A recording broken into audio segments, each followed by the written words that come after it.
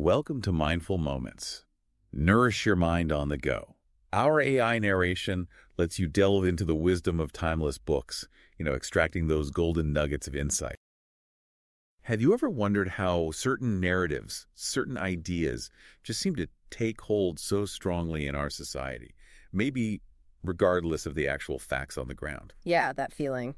That's pretty much what we're digging into today. We're looking at David Brock's book, The Republican Noise Machine, Right-Wing Media and How It Corrupts Democracy. Right. And David Brock, that name might ring a bell for some. He was deeply involved in conservative media back in the 90s. Oh, absolutely. He wasn't just on the sidelines. He describes himself as a conservative attack journalist. He was actually the first reporter to really dig into Bill Clinton's personal life. That's right, yeah. His work eventually led to the Paula Jones lawsuit, which, almost ended Clinton's presidency. He was a major player. Definitely. And that's what makes his perspective so unique, isn't it? He went from being this insider, really helping build and operate parts of that media world, to becoming a very vocal, progressive media critic. It's like getting the playbook from someone who used to call the plays. Exactly. So he founded Media Matters for America later on. His journey gives us this kind of behind-the-curtain look at how these coordinated media networks can function. Okay, so our goal here is to unpack Brock's analysis, to understand how he saw this network shaping public discourse, political reality even. It's not just about bias, is it? He's talking about something more structured. Precisely. He argues it's a deliberate, well-funded, and synchronized system designed to push specific messages very effectively. Understanding his framework can really help you make sense of the media landscape.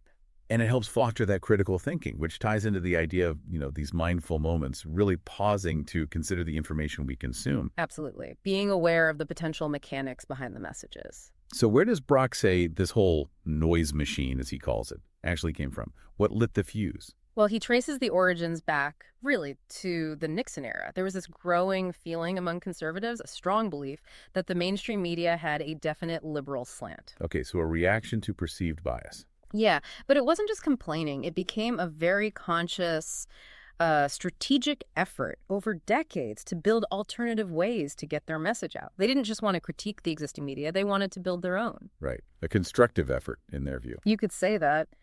And Brock details how this evolved into a really complex, multi-platform operation. We're talking think tanks first, laying the sort of intellectual groundwork. Providing the policy ideas and justifications. Exactly. Then came talk radio, figures like Rush Limbaugh becoming incredibly influential.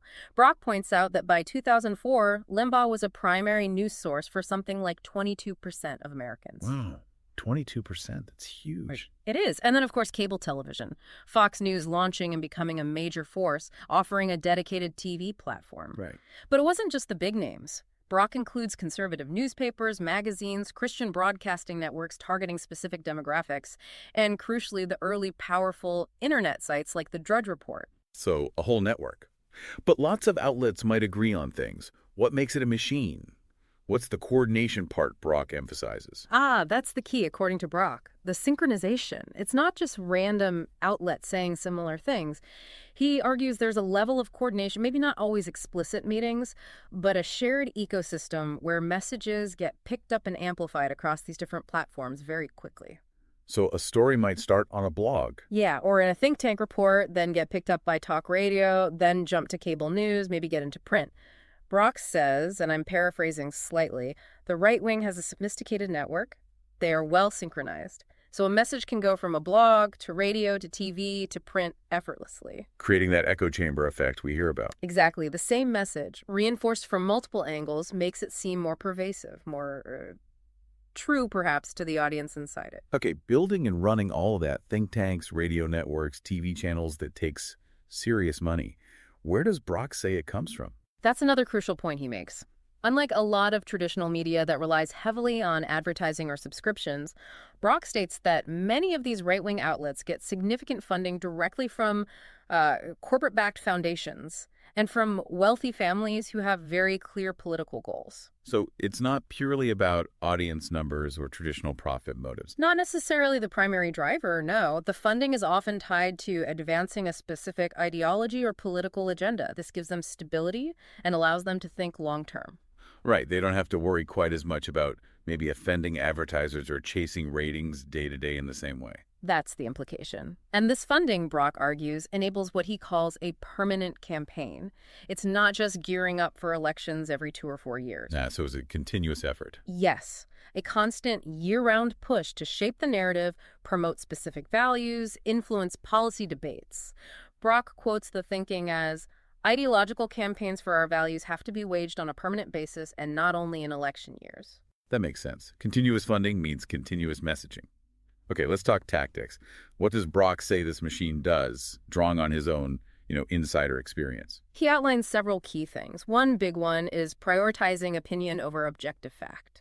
He argues that while traditional journalism aims, or at least claims to aim, for a separation between news reporting and commentary, many outlets in this network intentionally blur that line. So the goal isn't just to report events, but to frame them. Pretty much, the ideological message takes precedence. Brock puts it bluntly. The right has made opinion, not fact, the prime goal of their media outlets. From blogs to TV, the right tends to push their message, not objective news. And he suggests audiences often prefer this. He observes that people often are hearing what they want to hear, even if it's not objective, true, or useful. It provides confirmation, validation. Okay. Another tactic you mentioned earlier was Brock's own specialty back in the day, attack journalism. How does he describe that operating within this system? He points to character assassination as a core tactic. The 2000 election, Al Gore, is his prime example. He argues the strategy wasn't really about winning on policy details. Because polling maybe showed Gore had an edge there. Right.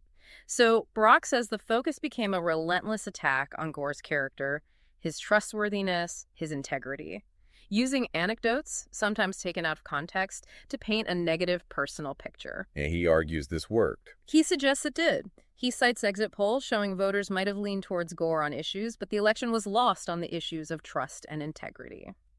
And Brock knows this playbook because, as he admits, he ran similar plays against Anita Hill and the Clintons himself. That personal history adds a lot of weight to his critique, doesn't it? It certainly does. It's not just academic analysis. It's someone describing tactics they personally employed. What else? Any other key techniques he highlights? Emotional manipulation is another big one. Yeah. He talks about leveraging fear and anger, tapping into existing cultural divides. How so? By framing political issues in ways that resonate with people's identities, their core values, their anxieties. Making it feel like more than just politics, like a defense of a way of life. Brock notes this is closely tied to America's long-standing cultural divisions and the buying power of anti-intellectual traditionalists. So less about appealing to logic and facts, more about hitting those emotional triggers. That's the argument. Forging that strong emotional bond, that sense of us versus them, can be incredibly effective at mobilizing people and ensuring loyalty. Okay, opinion over fact, character attacks, emotional appeals. What does Brock see as the consequences of all this for democracy itself? What's the bigger impact? The core problem, as he presents it, is the fragmentation of reality. If a large segment of the population is consuming information from a media ecosystem that operates by different rules, prioritizing message over fact, using these tactics becomes very hard to have a national conversation based on shared understanding. We lose that common ground, that shared set of baseline facts. Exactly. Brock calls it a corruption of public discourse. When partisan messaging trumps factual accuracy, how can you have a reasoned debate? He says, the media of the right doesn't play by the same rules as the traditional media. It's not uncommon to spread rumors or even lies as long as the message fits. And he notes that even disproven rumors can still cause damage. Right. He mentions that a well-spread rumor, even when proved false, did serious damage to one of the right's opponents.